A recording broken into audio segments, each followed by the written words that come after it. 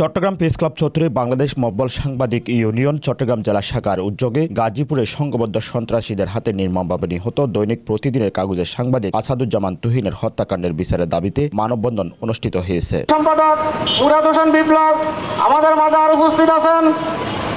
চট্টগ্রাম জেলা কমিটির সহসাংগঠনিক সম্পাদক রিয়াদ উদ্দিন। শনিবার 9 আগস্ট বিকাল 3 ঘটিকার সময় আয়োজিত মানববন্ধনে অংশ নেন চট্টগ্রামের সুনামধন্য বিভিন্ন প্রিন্ট ইলেকট্রনিক্স মিডিয়ার সাংবাদিকবৃন্দ। এ সময় তারা গাজীপুর জেলা পুলিশের অতি কৃতজ্ঞতা প্রকাশ করেন সাংবাদিক তুহিন হত্যাকারীদের এত তাড়াতাড়ি গ্রেপ্তার দেখানোর জন্য। আমরা যে সকল সাংবাদিকরা আছি, সাংবাদিকদের মনের বৈষম্য এখনো দূর হয় নাই বিধায় বাংলাদেশের প্রতিটা অঞ্চলে অঞ্চলে প্রতিটা জায়গায় জায়গায় সাংবাদিক গুম হচ্ছে, সাংবাদিক খুন হচ্ছে, সাংবাদিককে নৃশংসভাবে হত্যা করা হচ্ছে, সাংবাদিককে লাঞ্ছিত করা হচ্ছে।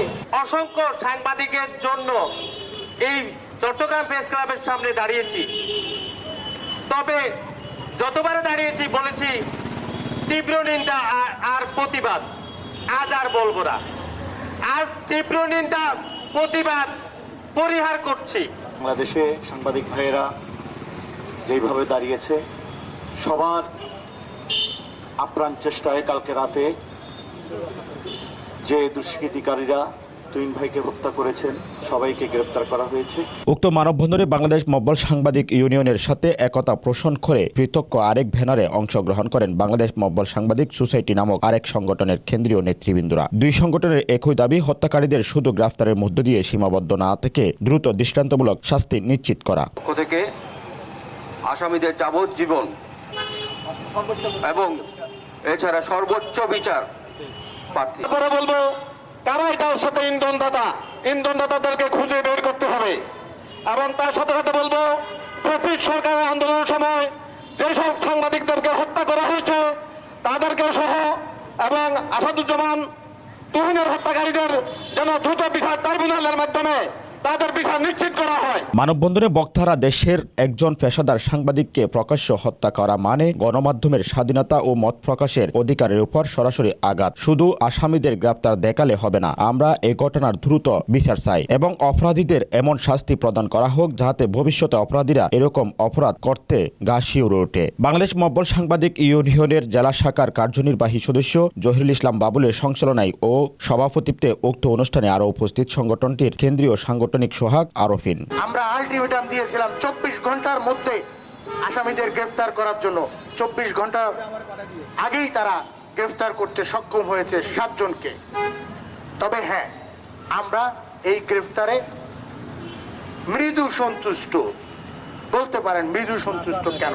হ্যাঁ, যতক্ষণ পর্যন্ত এই 8 জনের জবানবন্দি ম্যাজিস্ট্রেটের কাছে না নেওয়া হবে, যতক্ষণ পর্যন্ত দ্রুত বিচার ট্রাইব্যুনালের মাধ্যমে এই মামলা সমাপ্তি ঘোষণা না করবে, সর্বোচ্চ শাস্তি ফাঁসি না দেওয়া হবে, ততক্ষণ পর্যন্ত আমরা শান্তি নই। যদি সাংবাদিকরা যদি দেশের চোখ হয়ে থাকে তাহলে আজকে দেশ থেকে আমাদের তুহিন ভাই কিভাবে আমাদের মাছ থেকে পিটা নিল এটা আমি প্রশাসনের কাছ থেকে জানতে চাই।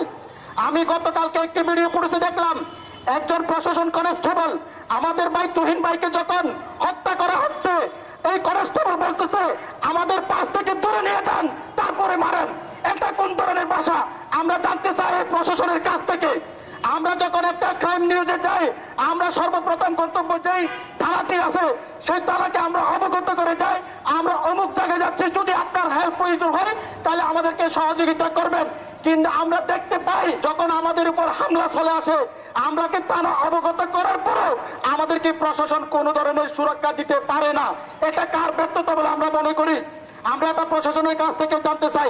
বক্তারা আরও বলেন সাংবাদিকদের নিরাপত্তা নিশ্চিত করা রাষ্ট্রের দায়িত্ব। যদি এই ঘটনার বিচার না হয় তাহলে সারা দেশে সাংবাদিক সমাজ ঐক্যবদ্ধ হয়ে আন্দোলনে নামতে বাধ্য হবে এবং হত্যাকাণ্ডের বিচার না হওয়া পর্যন্ত বিভিন্ন স্থানে ধারাবাহিক কর্মসূচি চলবে বলেও জানান।